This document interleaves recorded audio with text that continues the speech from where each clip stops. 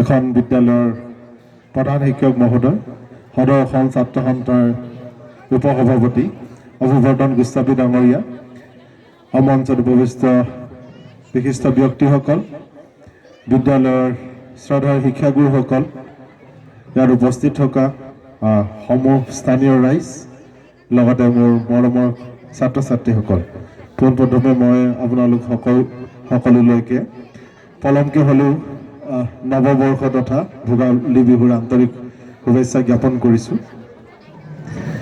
ছাত্ৰ সমাৰোহ, শিক্ষাৰ্থী সমাৰোহটো শেষেই হ'ল, মই আহি পাওঁতে দেৰি হ'ল, তাৰ কাৰণে মই ক্ষমা খুজিছোঁ। বেলেগ এটা কামত ব্যস্ত হৈ থকাৰ কাৰণে আহি পাওঁতে অকণমান পলম হ'ল। যি কি নহওক, খুব ব্যস্ততাৰ মাজতো মই ইয়াতে স্থানীয় ৰাইজৰ উপস্থিতি দেখি খুব আপ্লুত হৈছোঁ। যদিও সময় এইটো আপোনালোকৰ বহুত ব্যস্ত সময় হ'লেও আপোনালোক উপস্থিত হৈছে। এইটো আমাৰ এটা প্ৰতীক, এইটো এটা চিম্বল যে আপোনালোকে বিদ্যালয় তথা শিক্ষাৰ লগত কিমান ওতঃপ্ৰোতভাৱে জড়িত। বিশেষকৈ এইখন বিদ্যালয়ৰ বিভিন্ন কাৰ্যসূচীৰ প্ৰতি আপোনালোকৰ কিমান আগ্ৰহ আছে, বিদ্যালয়খনৰ উন্নতিৰ কাৰণে আপোনালোকে কিমান চিন্তা কৰে, সেইটো তাৰে প্ৰতীক। মই ইয়াত উপস্থিত থকা অভিভাৱক আৰু ৰাইজক উদ্দেশ্যি দুটামান কথা ক'ব খুজিছোঁ। আমি সদায় মনত ৰাখিব লাগে, এখন সমাজৰ মেৰুদণ্ডটোৱে হৈছে শিক্ষা। এখন সমাজ বেলেগ দিশত যিমানে আগবাঢ়ি নাযাওক, যদি সেই সমাজখনৰ শিক্ষা ব্যৱস্থা অৰ্থাৎ মূল ভেটিটো যদি দুৰ্বল হয়, সেই সমাজখন প্ৰগতিৰ পথত আশা কৰা মতে কেতিয়াও আগবাঢ়ি যাব নোৱাৰে। এখন সমাজ যদি অৰ্থনৈতিক আৰু ৰাজনৈতিকভাৱে দ্ৰুতগতিত যদি আগবাঢ়িও যায়, শিক্ষাৰ ক্ষেত্ৰত যদি সেই সমাজখনে যদি উঠি অহা প্ৰজন্মক বা সেই সমাজৰ সদস্যসকলক যদি ভাল নৈতিক জ্ঞান দিব নোৱাৰে, তেতিয়াহ'লে সেই সমাজখন এটা সময়ত বিশৃংখলতাৰ কবলত পৰাটো নিশ্চিত। গতিকে সমূহ ৰাইজক মোৰ অনুৰোধ থাকিল, আপোনালোকে অকল এইখন বিদ্যালয় বুলি নহয়, ইয়াতে আশে পাশে যিমানখিনি বিদ্যালয় আছে, লগতে আপোনালোকৰ স্থানীয় অঞ্চলৰ ছাত্ৰ ছাত্ৰীসকলৰ শৈক্ষিক উত্তৰণৰ কাৰণে যাতে সদায় চেষ্টা কৰে, নিজৰ সন্তানে যাতে ভাল শিক্ষা লাভ কৰে, সেইটো কাৰণে সদায় আপোনালোকে চিন্তা কৰিব। এতিয়া এই ক্ষেত্ৰত আপোনালোকে বৰ বিশেষ একো কাম কৰিব নালাগে, কেইটামান সৰু কিছুমান কাম কৰিব পাৰে আপোনালোকে। যেনেকৈ আপোনাৰ সন্তানক সদায় বিদ্যালয়লৈ যাবলৈ আপোনালোকে ক'ব লাগে, উৎসাহিত কৰিব লাগে। ছেকেণ্ড কথা, বিদ্যালয়ৰ পৰা ঘূৰি অহাৰ পিছত আপুনি ৰাতি এঘণ্টা হ'লে আপোনাৰ সন্তানৰ লগত সময় কটাওক। দিনত কি পঢ়ালে, কি শিকিলে, সেইখিনি অকণমান বুজ ল'ব, অকণমান সুধিব তেওঁলোকক।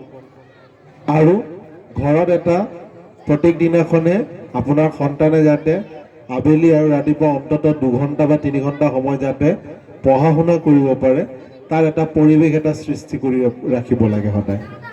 আবেলি সময়ত আপোনালোকে এই সময়খিনিত বিশেষকৈ, আজি বাৰু অনুষ্ঠানত আছে, এইটো বেলেগ কথা, আপোনালোকে এটা নিৰ্দিষ্ট সময় নিৰ্ধাৰণ কৰি ৰাখিব, মোৰ বোলে সন্তানে 5টাৰ পৰা 8টা বজালৈকে পঢ়া শুনা কৰিব। গতিকে সেই সময়খিনিত ঘৰত আৰু বেলেগ ধৰণৰ আড্ডা মেল সেইবোৰ কৰি থাকিব নালাগে। চাহৰ আড্ডা, বেলেগ আড্ডা, আলহী মাতি, এনেই চুবুৰীয়া মানুহক মাতি তাত আড্ডা মাৰি যদি আপোনালোকে হাঁহি ফূৰ্তি কৰি থাকে, আপোনাৰ সন্তানক যদিও গালি দি ৰুমলৈ পঠাই দিয়ে, মাইনা তুমি পঢ়ি থাকা, আপোনাৰ সন্তানে পঢ়িব নোৱাৰে। সৰু ল'ৰা ছোৱালী, তেওঁলোকে দৰ্জাটো খুলি বাৰে চাব, মায়েনো আলহীৰ লগত কি খাইছে, চাহৰ লগত কি খাইছে, মিঠাই খাইছে নে, বিস্কিট খাইছে নে, পিঠা খাইছে, সেইটোহে চাব। তাৰ মনোযোগটো সদায় আপোনালোকে কি কথা পাতিছে, কি কাম, তালৈকে যাব। গতিকে আপোনালোকে সেই পৰিৱেশটো দিব লাগিব। আৰু এই সময়খিনিত আপোনালোকে যদি আননেচেচাৰী কিছুমান আলহী, অপ্ৰয়োজনীয়ভাৱে এনেই চুবুৰীয়া মানুহক লগত লৈ যদি আড্ডা মাৰি থাকে, তেতিয়া আপোনাৰ সন্তান কিন্তু আজিৰ পৰা 10 বছৰ 12 বছৰ পিছত আপোনালোকে কিন্তু পিছত অনুতপ্ত হ'ব লাগিব। তেতিয়া আৰু সময় গুচি যোৱাৰ পিছত অনুতপ্ত কৰি একো লাভ নাই। এনেকুৱা সময়ত আপোনাক যদি চুবুৰীয়া কোনোবাই যদি বন্ধু বান্ধৱীয়ে যদিও কয় বোলে আপোনাৰ ঘৰলৈ যাব খুজিছিলোঁ, যাব পাৰিমনে, সুধিব কিবা কাম আছিলে আৰ্জেণ্ট কাম, যদি নালাগে তেন্তে নালাগে, বোলে কাইলৈ যদি আৰ্জেণ্ট কাম নাথাকে কাইলৈ লগ পাম, আজি এনেকুৱা বিশেষ ব্যস্ততাত আছোঁ। এবাৰ দুবাৰ আপোনাক ক'ব, তাৰপিছত গম পাব যে এইটো সময়ত এখেতৰ ঘৰত গৈ লাভ নাই। সেই সময়খিনিত আপোনাক বেয়া পাব আপোনাৰ কাষৰ বা আপোনাৰ বন্ধুৱে, ক'ব দুই এজনৰ আগত এখেতৰ ঘৰত যাব খুজিলে যাব নোখোজে, এনেকুৱাকে কৰে যেন এখেতৰ সন্তানেহে পঢ়া শুনা কৰি আছে, মোৰ সন্তানে পঢ়া শুনা কৰা নাই নেকি, তেনেকুৱা ধৰণে ক'ব আপোনাক, আৰু আপোনাৰ সন্মুখতো কেতিয়াবা ক'ব। কিন্তু সেই কথাখিনিৰ প্ৰতি একেবাৰে গুৰুত্ব নিদিব। আজিৰ পৰা 10 বছৰ পিছত আপোনাৰ সন্তানে যেতিয়া কিবা এটা কৰিব পঢ়া শুনা কৰি, একেজন বন্ধু যোনে আপোনাক ইটিকিং কৰিছিলে, যোনে আপোনাক ইটিকিং কৰিব, সেইজনে আপোনাক ক'ব যে এই হেৰি নহয় বৰুৱা বোলে আপোনাৰহে ভাল, আৰু কেনেকৈ ভাল, আপোনাৰ ল'ৰা ছোৱালী ভাল হয়, মোৰহে ল'ৰা ছোৱালী বেয়া হয়। আপোনাৰ পৰা আকৌ টিপছ ল'ব আহিব, মোকো অলপ বোলে বুদ্ধি শিকাওকচোন কেনেকৈ ল'ৰা ছোৱালীক ভাল কৰিলে। গতিকে সেইটো মানুহৰ এটা নেচাৰ হয়। আপুনি ভাল কাম এটা কৰিবলৈ যাওঁতে বা কিবা এটা জীৱনত যদি আপুনি কিবা এটা আৰ্জিব খোজে, তেতিয়াহ'লে কিছুমান সৰু সৰু কিছুমান ত্যাগ আৰু কিছুমান অনুশাসন আমি মানি চলিব লাগে। আপোনাৰ সন্তানকো সেইটো শিকাব লাগিব।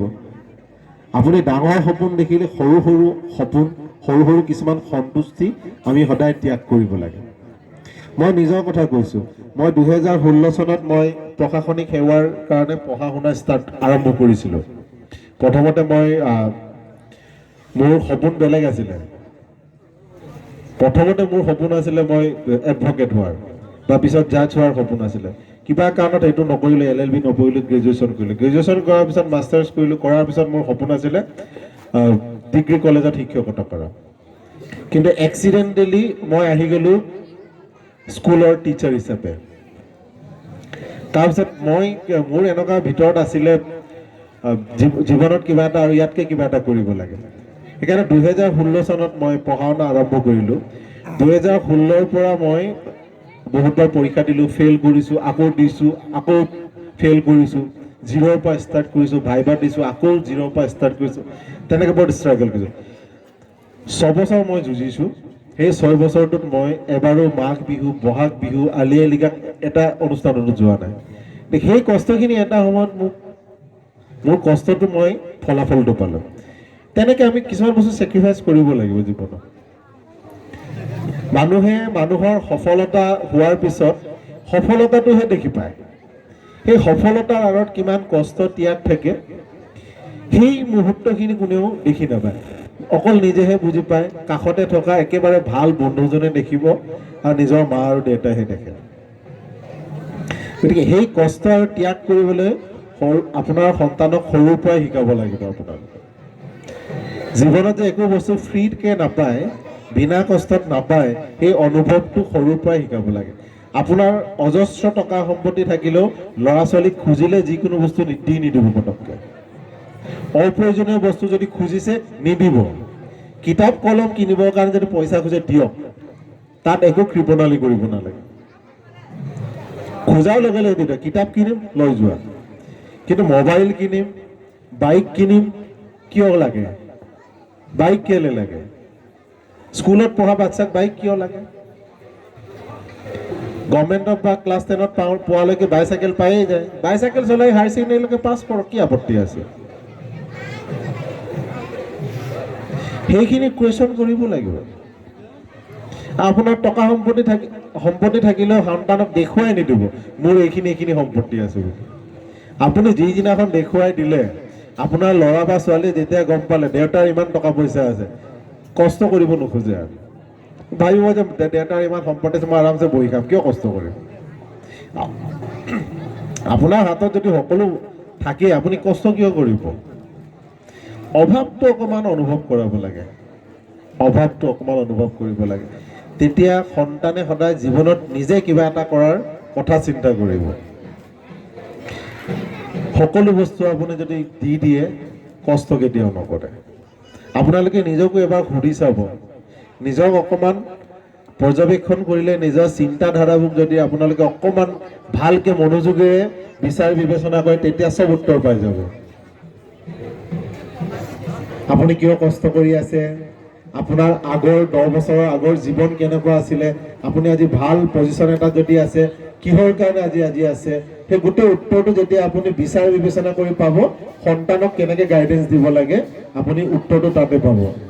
বেলেগ কাৰোবাৰ ওচৰত যাব নালাগে মই সন্তানক ভাল কেনেকৈ কৰিম বুলি দিহা পৰামৰ্শ ল'বৰ কাৰণে। আমি জ্যেষ্ঠসকলেও নিজক অকণমান এনালাইজ কৰিব লাগে, নিজক অলপ পৰ্যবেক্ষণ কৰিব লাগে। প্ৰত্যেক দিনাখন আমি কি কাম কৰিছোঁ, কি ভুল কৰিছোঁ, কি বেয়া কৰিছোঁ, সেইটো আমি অবজাৰ্ভ কৰিব লাগে। আৰু এনেকুৱা নহয় যে অকল সৰু আমাৰ উঠি অহা প্ৰজন্মৰ ডেভেলপমেণ্টৰ কাৰণে আমি চিন্তা কৰিব লাগে, সেইটো কথা নহয়। আমি জ্যেষ্ঠসকলেও প্ৰত্যেক দিনাখনে নিজক আৰু কেনেকৈ এখোজ আগুৱাই লৈ যাব পাৰি সেইটো সদায় চিন্তাটো আমাৰ থাকিব লাগে। আৰু কামৰ প্ৰতি কোনো ধৰণৰ এলাহ কৰিব নালাগে। যিকোনো কাম পালে সেইটো সুযোগ হিচাপে ভাবি আমি কামখিনি কৰিবলৈ চেষ্টা কৰিব লাগে। আৰু প্ৰত্যেকটো কামৰ পৰা আমি কিবা এটা নহয় কিবা এটা সদায় শিক্ষা লাভ কৰোঁ। আৰু আমাৰ কণ ছাত্ৰ ছাত্ৰীসকল আছে, বহুতেতো বুজিয়ে নাপাব এতিয়া কি কৈছোঁ কি নাই কোৱা, গতিকে তেওঁলোকক উদ্দেশ্যি মই বৰ বিশেষ নকওঁ। বেলেগ কোনোবা এদিনাখন আহিম আমাৰ ছাত্ৰ ছাত্ৰীসকলৰ লগত মই বেলেগকৈ ইণ্টাৰেকশ্যন কৰিম, তেওঁলোকৰ লগত মত বিনিময় কৰিম। গতিকে আমাৰ অভিভাৱক যিসকল জ্যেষ্ঠ আছে তেওঁলোকৰ লগতে আমি কথা পাতিছোঁ আজি। বৰ বিশেষ দীঘলীয়া নকৰোঁ আৰু পুনৰবাৰ সকলোকে মই ৰিকুৱেষ্ট কৰিছোঁ আৰু দুটা কথা, সন্তানক বেয়া খাদ্য খাবলৈ নিদিব, বেয়া বস্তু খাব নিদিব, বাল্য বিবাহৰ পৰা আঁতৰাই ৰাখিব।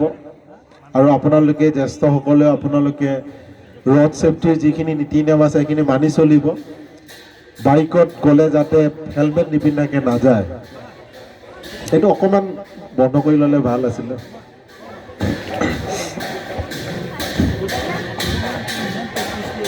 আমি ডিষ্ট্ৰিক্ট ৰড ছেফটি কমিটিৰ ময়ো মেম্বাৰ হয়, বহুত মেম্বাৰ থাকে, ডিষ্ট্ৰিক্ট কমিশ্যনাৰ চেয়াৰমেন থাকে তাতে, বাকী পুলিচ ডিপাৰ্টমেণ্টৰ আছে, এডুকেশ্যন ডিপাৰ্টমেণ্টৰ তেনেকৈ আছে, বহুত আছে।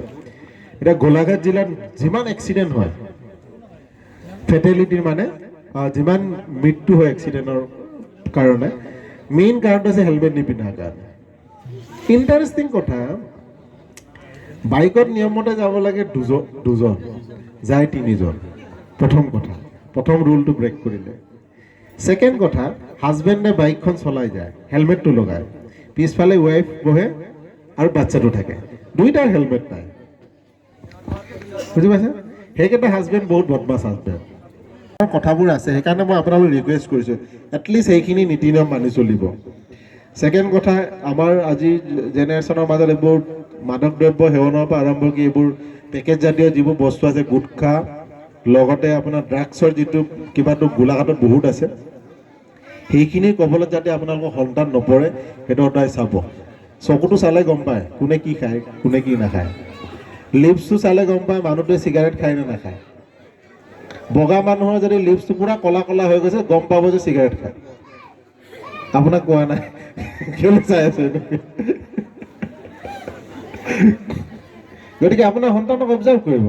ভাং খোৱা মানুহ, ড্ৰাগছ খোৱা মানুহৰ চকুটো সদায় আপোনালোকে চাব যে অকণমান টোপনি থকা নিচিনা হয়। সেইখিনি সৰু সৰু অবজাৰ্ভেশ্যন আপোনালোকে অভিভাৱক হিচাপে কৰিব লাগিব নিজৰ সন্তানৰ। বুজি পাইছে? সেইখিনি কৰাত একো আপত্তি নাই। লাষ্টত কৈছোঁ মই, নিজৰ সন্তানক ডাঙৰ সপোন দেখিবলৈ শিকাব সৰুৰ পৰা। এইটো কথা শিকাব যে সপোন সকলো শ্ৰেণীৰ মানুহে দেখিব পাৰে,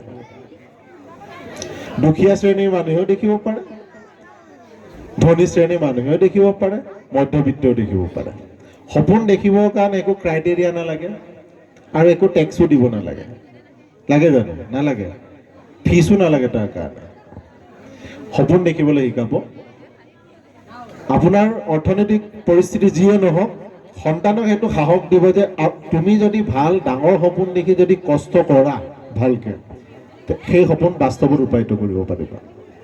আমাৰ কি হয়, গাঁও অঞ্চলৰ ল'ৰা ছোৱালী, মই নিজে বহুত ভিতৰুৱা গাঁৱৰ পৰা ওলাই আহিছোঁ। মোৰ গাঁৱত এতিয়াও আপোনাৰ ইলেক্ট্ৰিচিটি কানেকশ্যন যোৱা লাষ্ট 5 বছৰমান হৈছে, অনলি 5 years হৈছে। আগতে আমি ধেমাজিত হয় মোৰ ঘৰ, ধেমাজি টাউনৰ পৰা মোৰ গাঁৱলৈ যাবলৈ হ'লে বাৰিষা কালত 3টা ঘাট পাৰ হৈ যাব লাগে নাও। একেবাৰে ভৰ বাৰিষাত আমি ডাইৰেক্ট নাও লৈ টাউনলৈ যাব লাগে, এইটো আমাৰ মেইন ভেহিকল। বুজি পাইছে?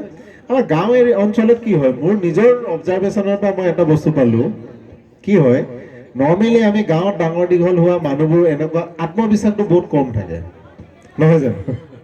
টাউনত ওলাই গ'লে এনেকুৱা লাগে বেলেগ এখন পৃথিৱীত আহিলোঁ, মংগল গ্ৰহত আহিলোঁ নিচিনা লাগে।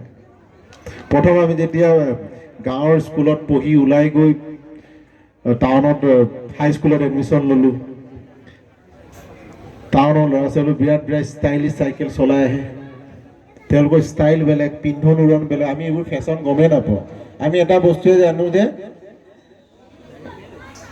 লং পেণ্ট চাৰ্ট পিন্ধিব লাগে, হাইস্কুলত পঢ়িলে এম ই স্কুললৈকে হাফ পেণ্ট আৰু চাৰ্ট এটা পিন্ধিব লাগে, যদি আছে চেণ্ডেল এযোৰ পিন্ধিব লাগে। চেণ্ডেল নাথাকিলে এইটো টেনশ্যন নাই, খালী ভৰিতে গুচি যাওঁ, বেগ চেগ লোৱাৰ টেনশ্যনে নাই।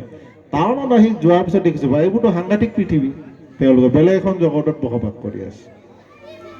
আমাৰ গাঁৱৰ ল'ৰা ছোৱালীবোৰ এনেকুৱা হয়, টাউনত কাৰোবাৰ যদি ঘৰ আছে মাটি আছে বেলেগ বুলি ভাবোঁ, মানে এইটো তাহাঁতৰে জীৱন আৰু আমাৰনো কি আৰু। অট'মেটিকেল আমাৰ কি আহে, অট'মেটিকেলি আমাৰ ইনফিউৰিটিত ভুগি যাওঁ আমি। ইনফিউৰিটিটো কি আছিলে অসমীয়াত পাহৰি গ'লোঁ, হীনমন্যতা। হীনমন্যতাত আমি অট'মেটিকেলি ভুগি যাওঁ, আৰু সেই হীনমন্যতাতে প্ৰত্যেকটো বস্তুত আমাক বাধা দিব। ক্লাছত আমি জানিলেও উত্তৰ দিবলৈ ভয় কৰোঁ, টিচাৰক প্ৰশ্ন সুধিবলৈ ভয় কৰোঁ। আমি ভাবোঁ ন ক্লাছৰ বাকী বাচ্চাকেইটা আমাতকৈ বেছি স্মাৰ্ট আছে, আমাতকৈ বেছি চোকা, কাৰণ তেওঁলোক চহৰৰ ল'ৰা, চহৰৰ ছোৱালী, গতিকে আমাতকৈ ডেফিনেটলি জানিবই, ধনী ঘৰৰ ল'ৰা ছোৱালী। সেই বস্তুটো ব্ৰেক কৰিব লাগে। সেই ছাত্ৰ ছাত্ৰীৰ বা আমাৰ সন্তানৰ মনত থকা সেই মানসিকতাটো আমি ভাঙিব লাগে, আঁতৰাব লাগে। গাঁৱত বসবাস কৰিলেও টেলেণ্টৰ একো গাঁও চহৰ বুলি কথা নাই, প্ৰতিভাৰ একো গাঁও চহৰ বুলি একো কথা নাই। সেই বস্তুটো আমি সেই হীনমন্যতাত ভোগা যিটো মনোভাৱ, সেইটো আঁতৰাব লাগিব। গাঁৱত বসবাস কৰা ল'ৰা ছোৱালীৰ মনৰ পৰা আমি সেই বস্তুটো যেতিয়ালৈকে আঁতৰাব নোৱাৰিম, পিছতো প্ৰব্লেম হ'ব, পিছতো থাকিব। এইটো ই পঢ়া শুনা কৰি যদি ডাঙৰ মানুহ হ'ল তেতিয়াও তাৰ কনচেপ্টটো সেইটো মাইণ্ডত সোমাই থাকিব, কাৰণ সৰুৰ পৰা আমি যিটো বস্তু শিকাই থাকোঁ সেইটো ছাবকনচিয়াছ মাইণ্ডত সোমাই যায়, সেইটো বস্তু পিছতো থাকি যাব। সেই বস্তুটো আঁতৰাবৰ কাৰণে আপোনালোকে, মই কৈছোঁ অভিভাৱকসকলক, আপোনালোকে ক'ব যে সকলো মানুহে ডাঙৰ মানুহ হ'ব পাৰে, দুখীয়া ঘৰৰ মানুহেও ক'ব পাৰে, একেবাৰে চাপৰত বসবাস কৰা ল'ৰা ছোৱালীও ডাঙৰ মানুহ হ'ব পাৰে। সেই আত্মবিশ্বাসটো সৰুৰ পৰা আপোনালোকে দিব নিজৰ সন্তানক, বুজি পাইছে? আপোনাৰ অৰ্থনৈতিক পৰিস্থিতিক লৈ যদি কেতিয়াবা সন্তানে হীনমন্যতাত ভোগে, ক'ব যে আজি আমাৰ এইটো পৰিস্থিতি আছে, কাইলৈ একেই হৈ নাথাকে, তুমি ভালকৈ পঢ়া শুনা কৰা, আমাৰ চিটুৱেশ্যন চেঞ্জ হ'ব। মানুহৰ সময় সলনি হ'বলৈ বৰ বিশেষ এটা ক্ষণৰ খেল। আপুনি আজি তাত বহি আছে, আপুনি কাইলৈ বহিব, মই আজি ইয়াত আছোঁ, কাইলৈ তাত বহিম, চিম্পল কথা। গতিকে সেই বস্তুটো ৰিয়েলিটিটো সৰুৰ পৰাই বাচ্চাক আমি শিকাব লাগিব। কথা ক'লে ওলাই থাকিব, ক'বলগীয়া বহুত কথা আছে, কাৰণ আপোনালোককো তেনেকৈ লগ নাপাওঁ। গতিকে ইমান ধুনীয়া পৰিৱেশ চলি আছিলে, কালচাৰেল প্ৰগ্ৰেম, তাৰ মাজতে মই ভুলে শুদ্ধই আমনি লগাকৈ বহুত কথা ক'লোঁ, বেয়া চেয়া নাপাব, দায় দুখ নধৰিব। কেতিয়াবা আকৌ সুযোগ পালে লগ পাম, স্কুলত মিটিং কৰিব। আমাৰ হেডমাষ্টাৰক মই ৰিকুৱেষ্ট থাকিলে আকৌ এখেতলোকৰ লগত এখন পেৰেণ্ট টিচাৰৰ মিটিং এখন আয়োজন কৰিব, মই আহিম, এখেতলোকৰ লগত আকৌ বহুত সময় কথা পাতিম। সেইদিনাখন চাহ তাহ খাই আড্ডা মাৰি আমি 1 ঘণ্টামান সময় পাৰ কৰি দিম। ইয়াতে আৰু বিশিষ্ট ব্যক্তি আছে, আমাৰ অভিৱৰ্ধন গোস্বামী আছে, সদৌ অসম ছাত্ৰ সন্থাৰ উপসভাপতি, এখেতেও আপোনালোকক ক'ব। পুনৰবাৰ সকলোকে সুস্বাস্থ্য কামনা কৰি মোৰ দুআষাৰ ইমানতে সামৰণি মাৰিছোঁ। Thank U.